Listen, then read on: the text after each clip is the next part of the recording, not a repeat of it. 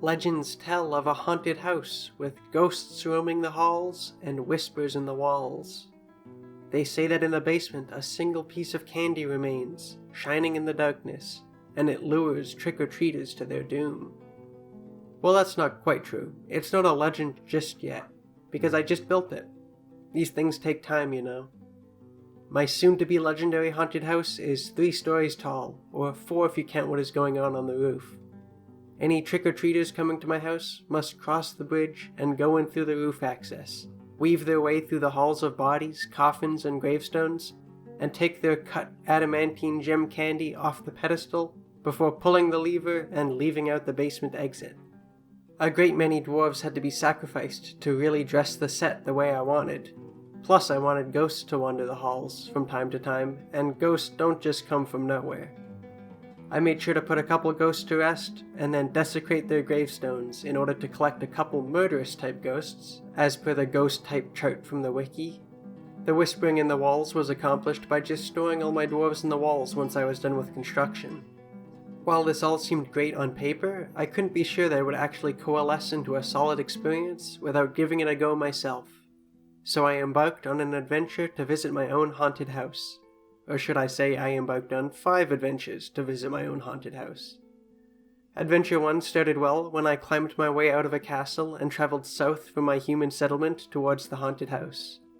But then, on the second night, and for those of you who watched my last video, this will be familiar, I was attacked and killed by dingoes. Giant ones this time though, gotta keep it fresh.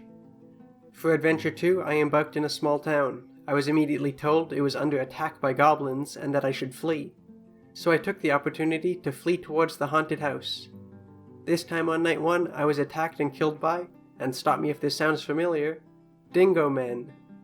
It's the small details that change that keep me coming back for more. For Adventure 3, I tried to embrace the dingo by becoming a dingo woman myself. This was thwarted even faster than my last 2 adventures though, because I embarked in a town filled with undead and was killed in the house I started in. For Adventure 4, I gave up on trying to travel from the northern human settlements all the way down to the haunted house, and instead embarked in one of my old fortresses, just a mountain range away. This time I actually made it to the haunted house, which looked great as I came in. But then on the first floor there was a giant cave toad, which absolutely kicked my butt because I had jokingly put all my skill points into willpower and speaking, instead of anything useful. Adventure 5 was where things got serious. I wasn't going to let any old toad bully me and stop me from getting my candy. I made it back to the haunted house, this time with skills in agility, strength, and sword fighting. I was ready to take on the toad, but it seems that in the 2-week gap between adventurers, the toad had found something else to do. So with my biggest obstacle out of the way, I made my way through the rest of the haunted house. I enjoyed the whispering in the walls, though it is worth noting that when I got close enough I could just hear their conversations. Eventually I got to the bottom layer of the house, unhassled, and took my candy and left.